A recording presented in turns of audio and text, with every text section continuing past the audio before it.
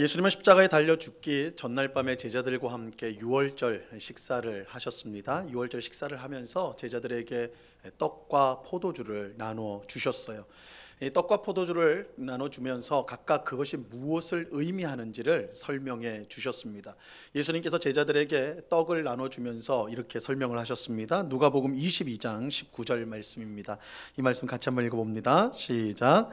또 떡을 가져 감사기도 하시고 떼어 그들에게 주시며 이르시되 이것은 너희를 위하여 주는 내 몸이라 너희가 이를 행하여 나를 기념하라 하시고, 예수님은 떡을 나눠주면서 이것은 너희를 위하는 내 몸이다, 너희를 위해 주는 내 몸이다, 이렇게 말씀하셨습니다.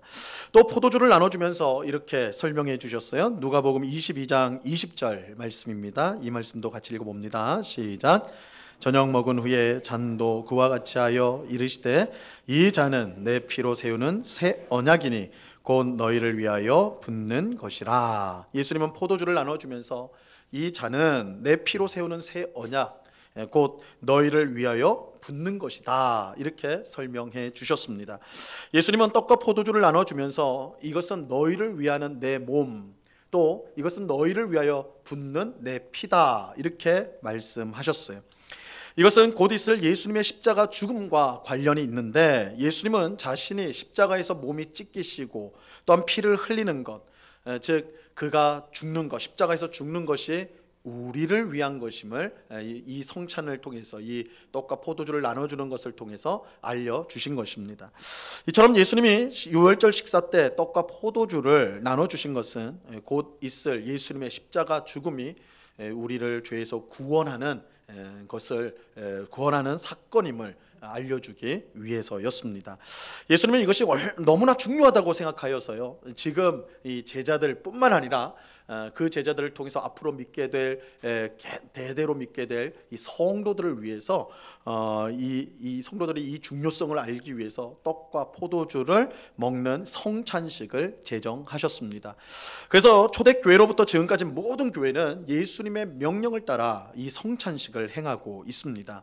이 떡과 포도주를 먹고 마심으로 예수님의 십자가 죽음으로 인해 주어진 죄 사함과 또 새 언약의 백성된 은혜를 기념하고 또한 그것을 풍성히 누리는 것입니다.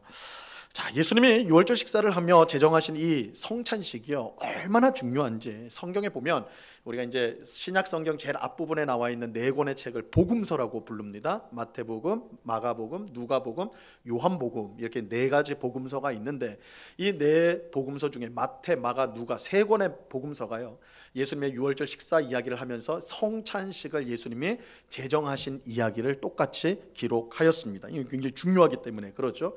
근데 주목할 것은 요한복음에는 없어요. 오늘 우리 요한복음 좀 본문을 읽고 있는데, 요한복음에는 성찬식을 제정하신 이야기가 나오지 않습니다.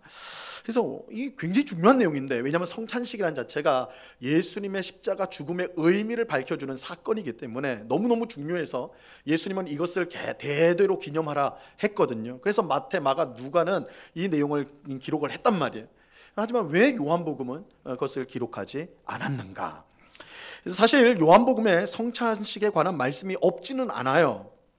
물론 다른 복음서처럼 유월절 식사 때 성찬식을 제정하신 것은 나오지 않습니다. 그 말씀은 없어요. 하지만 우리가 성찬식 때 먹고 마시는 떡과 포도주가 예수님의 살과 피를 상징하는데, 이 예수님의 살과 피를 먹는 것이 얼마나 중요하고 또한 그것의 의미가 무엇인가, 이것은 요한복음도 분명하게 설명해 주고 있습니다. 이 요한복음 6장에 보면 사실 그 내용이 자세히 기록되어 있는데, 가령 6장 53절을 보면 이렇게 말씀하고 있습니다. 이 말씀 같이 읽어봅니다. 시작.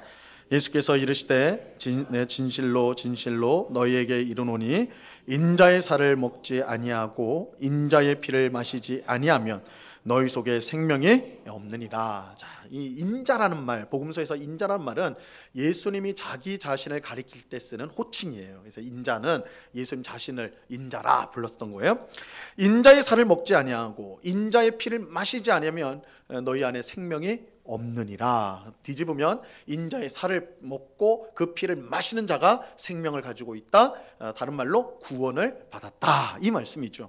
이것은 성찬 때 예수님께서 이것은 내 몸이다, 이것은 내 피다 하시면서 주시는, 이것을 통해 너희가 구원을 받았다라는 그 말씀과 그 뜻이 일치한다라고 할 수가 있습니다. 분명 요한복음은 다른 복음서처럼 성찬식을 제정하는 말씀은 없어요. 하지만 방금 우리가 본 것처럼 이 성찬식의 내용이 없는 건 아니에요. 성찬식의 그 내용을 가지고 있습니다. 오히려 요한복음은 성찬식 때 먹고 마시는 떡과 포도주의 깊은 의미를 밝혀주고 있습니다. 그런데 우리가 이제 지금 주목하고자 하는 사실에는요, 이 요한복음에는 비록 떡과 포도주를 먹고 마시는 이 성찬식이 세워지는 이야기는 없지만 이 성찬 사건의 의미를 깊고 풍성하게 보여주는 다른 사건이 기록이 되어 있습니다. 그것은 바로 예수님께서 제자들의 발을 씻으신 사건입니다. 자, 예수님이 제자들의 발을 씻어 주신 것, 이걸 보통 이제 세족식이라고 우리가 불러요. 그죠? 성찬식 이렇게 하는데 이제 발을 닦았다 해서 세족식이라고 부르죠. 이것은 하지만 이것은 이제 성찬식과는 분명히 구별이 됩니다. 차이가 커요. 가장 분명한 차이는 성찬은 예수님께서 세례와 함께 교회가 예수님이 다시 오는 그날까지 계속해서 행해야 될 성례로서 주어진 것입니다. 반면에 세족식은 그런 말씀이 없어요. 이거는 너희도 이렇게 계속해서 서로의 발을 닦아줘라, 이런 말씀이 없습니다. 그래서 이 교회에서는 이 세족식을 성례로서 계속 행하지는 않지요. 한때 한국 교회 안에서 세족식이 유행한 적이 있습니다. 제가 이제 중고등학교 때로 기억되는데요. 그때는 수련회만 가면 세족식을 했어요. 수련회만 가면 그때 참 유행했던 것 같아요. 처음에 제 기억에는 세족식 할 때는요, 굉장히 큰 감동이 왔어요. 이제 설교 말씀을 다, 저녁 집회 말씀을 다 듣고 기도로 뜨겁게 기도 열심히 한 다음에 이제 서로의 발을 탁 씻어주는데 이게 감동이 되더라고요. 야, 예수님이 제자들의 발 씻은 것처럼 나도 동생들의 발 씻고 또 형들이 내 발 씻어주고 선생님들이 내 발 씻어주고, 내가 막 이렇게 하니까 처음에는 감동도 되고, 그러니까 옆에 있는 아이들 보니까 막 울면서 이 감동이 돼가지고 그렇게 하는, 이제 처음에 그랬어요. 그런데 처음에 그런 감동적인데 이거 수련회 갈 때마다 하는 거예요. 갈 때마다. 그래서 여름 수련회 하고 겨울 수련회도 하고 몇 년을 그렇게 하니까 나중에는, 이게 여러분 원래 이제 세족식을 한다, 이게 다 예정된 거 아닙니까? 그러면 이제 좀 양심이 있으면 그 집회 전에 발을 조금 깨끗하게 좀 해야 되는데, 보통은 좀 양심적으로 그렇게 해요. 근데 어떤 녀석들은 발을 더 더럽게 만드는 거야, 일부러. 그런 것 같아요. 그러니까 그런 아이들을 딱 걸리면 야, 이거 얄밉기도 하고 짜증도 나더라고요. 그래가지고 이 세족식의 그 감동이 다 사라졌던 것을 제가 기억을 합니다. 근데 이 세족식이요, 이처럼 이제 성찬식과는 분명히 달라요. 이게 성례가 아닙니다. 단번에 이렇게 된 건데, 그러나 그 안에는 성찬의 깊은 의미를 담고 있다는 점에서 우리가 사실은 자세히 살펴볼 그 필요가 있습니다. 이 세족식과 성찬식이 같지는 않지만 서로 깊은 관련이 있다는 것은, 이 세족식을요 언제 하셨냐면 예수님이 성찬식을 제정하셨던 6월절 식사 자리에서 똑같이 세족식을 하셨다는 것입니다. 자, 오늘 본문 4절 말씀입니다. 4절 같이 한번 읽어봅니다. 시작.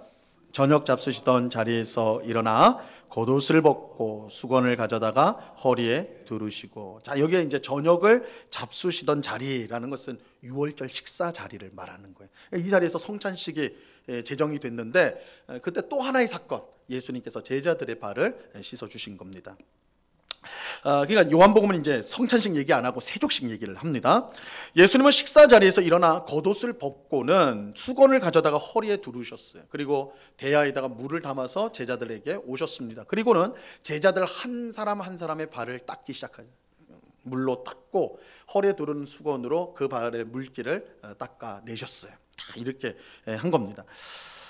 딱 이 이야기만 딱 보면 예수님께서 허리에 수건을 두르시고 대야를 가져와서 제자들의 발을 하나씩 깨끗하게 해주시고 또 물기를 또 수건으로 깨끗하게 닦아주셨다 하면, 이게 사실은 이제 영화 속 한 장면이 떠올라요, 그렇죠? 영화 속 한 장면처럼 아름다운 한 장면이 떠오르는, 그 사랑 많으신 예수님이 자비로운 손길로 그 더러운 제자의 발을 다 정성껏 하는, 그것을 받는 제자들은 너무나 황홀하고 너무나 감사해서 얼굴이 벌개지고, 이 영화 속 한 장면이죠. 영화 속 한 장면이 떠오를 수 있어요. 하지만 사실은요, 이 장면은 영화 속 한 장면처럼 황홀하거나 낭만적인 장면이 결코 아닙니다. 사실은 매우 충격적인 장면이라고 할 수가 있어요.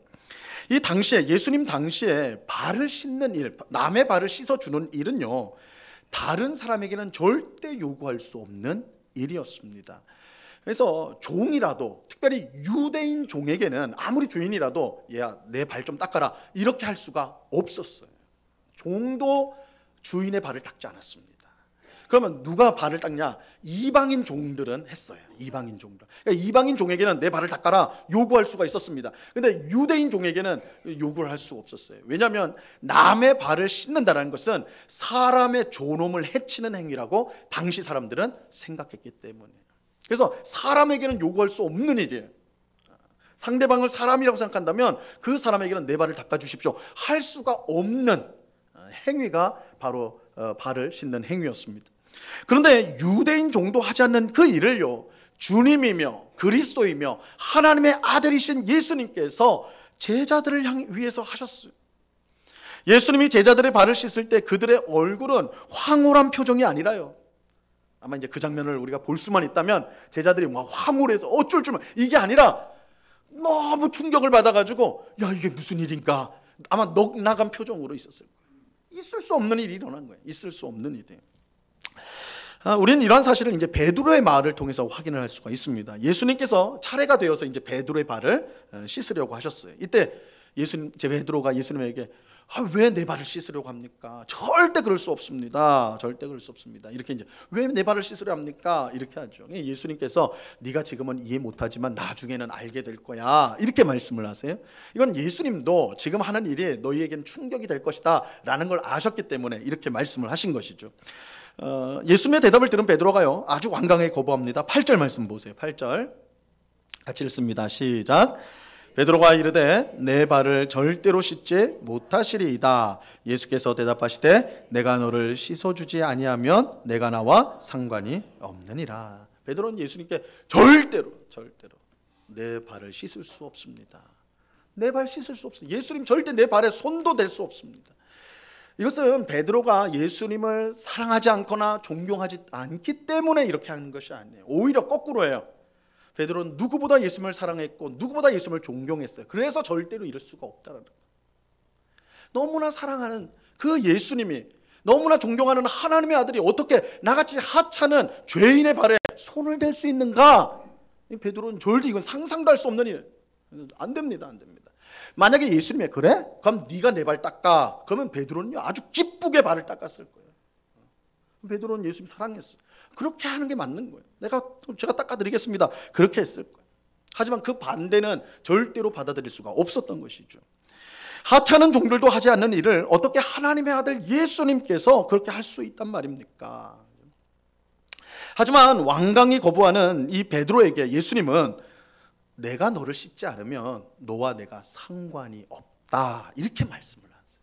내가 너를 씻지 않으면, 너가 계속해서 거부하면 넌 나와 상관없는 사람이 된다 이렇게 말씀합니다.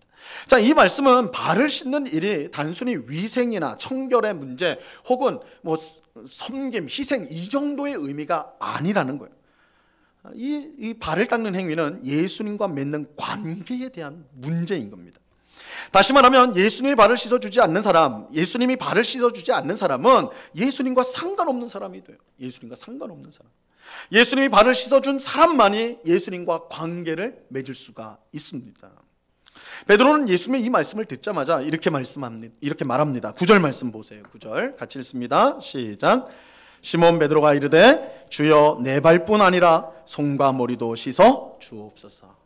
정말 베드로다운 말 아닙니까? 그죠?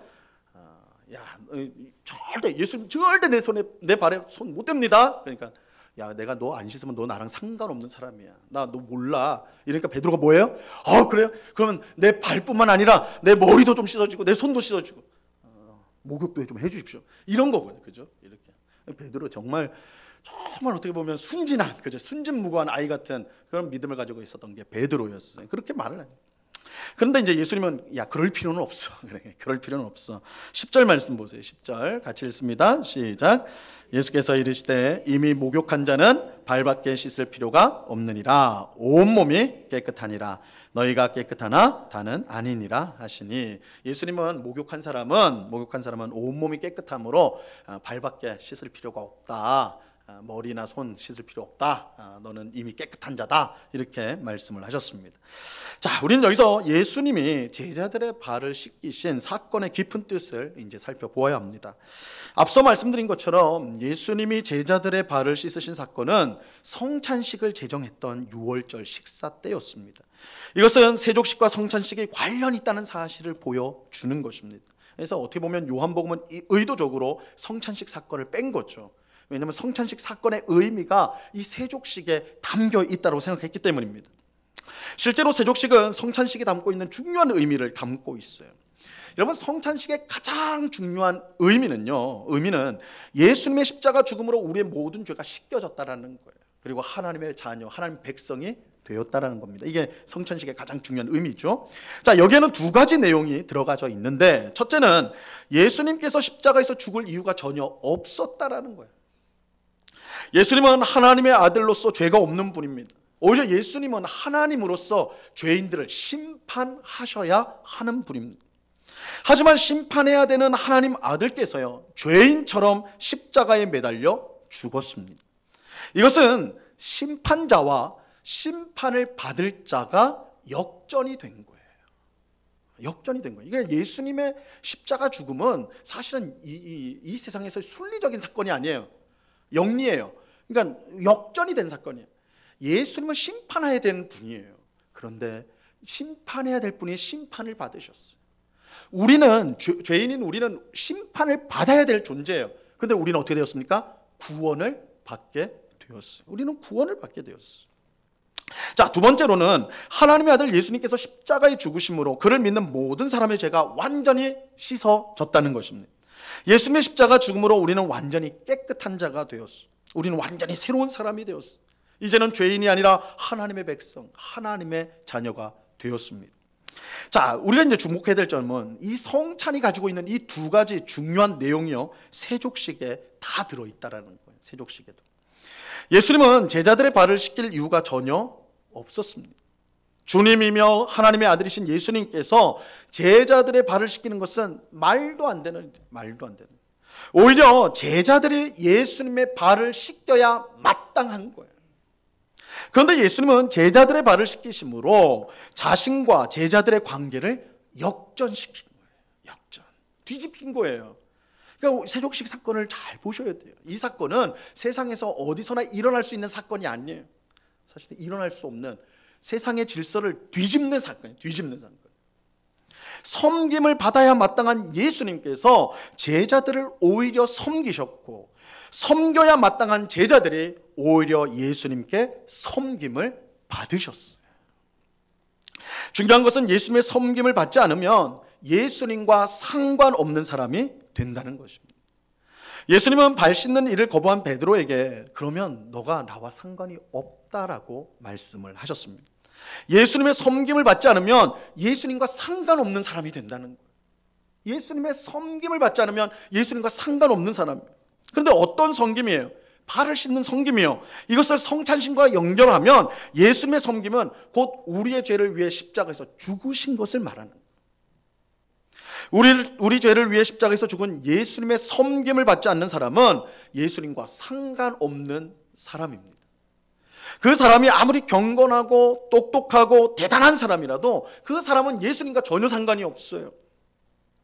하지만 아무리 죄가 많고 추악한 과거를 가졌고 형편없는 삶을 산 사람이라 할지라도 예수님의 섬김을 받는 사람은 그와 상관 있는 사람이 되는 것입니다.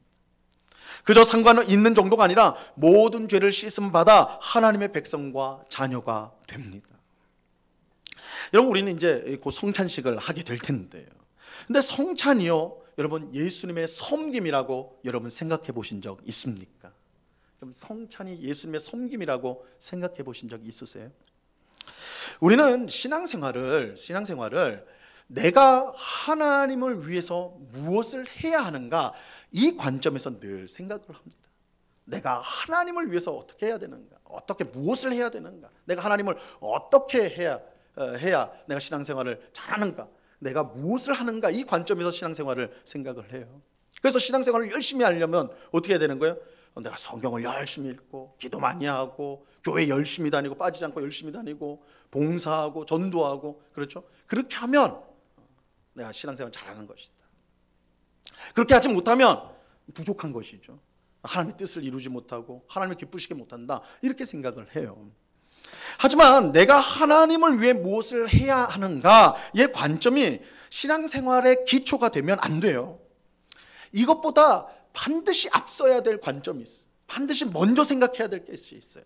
그것은 하나님께서 나를 위해 무엇을 하셨는가, 하나님께서 나를 위해 무엇을 하셨는가. 다시 말하면 하나님을 향한 우리의 섬김보다 우리를 향한 하나님의 섬김을 우리는 먼저 생각해야 되는 거예요. 우리를 향한 하나님의 섬김 위에 하나님을 향한 우리의 섬김이 놓여 있어야 돼요. 이게 올바른 신앙생활이에요. 그 이유는 분명합니다. 예수님이 지금 그렇게 말씀하고 있기 때문에 그래요. 예수님은 베드로에게 내가 너의 발을 씻기지 않으면 너와 나는 상관없는 사람이다, 이렇게 말씀하세요. 예수님의 섬김을 받지 않는 사람은요, 예수님을 섬길 수 없다는 뜻이에요. 우리가 예수님을 위해 뭔가를 먼저 하기 전에 예수님의 섬김을 먼저 받아야 돼요. 예수님의 섬김을 먼저 받아야 돼요. 물론 이것은 너무나 황송한 일이죠. 베드로가 완강히 거부할 정도로 황송한 일이에요. 자격 없는, 공로 없는 우리가 어떻게 예수님의 섬김을 받는가, 하나님의 섬김을 먼저 받을 수 있는가, 사실은 말도 안 되는 일이죠. 하지만 예수님의 섬김을 받지 않으면 예수님과 상관없는 사람이 돼요. 여러분, 우리는 성찬을 하면서 떡과 포도주를 먹고 마실 때에 그것이 예수님의 섬김이라는 것을 아셔야 돼요. 예수님은 자신의 몸을, 여러분이 떡을 먹을 때 예수님은 자신의 몸을 우리에게 주시는 거예요. 여러분이 잔을 받아서 그 잔을 마실 때 예수님은 그의 피를 우리에게 주시는 거예요. 예수님은 성찬을 통해 우리를 섬기시는 거예요. 그리고 이렇게 우리가 예수님의 섬김을 받을 때 놀라운 일이 일어나게 됩니다. 우리가 새로운 사람이 되어지고요.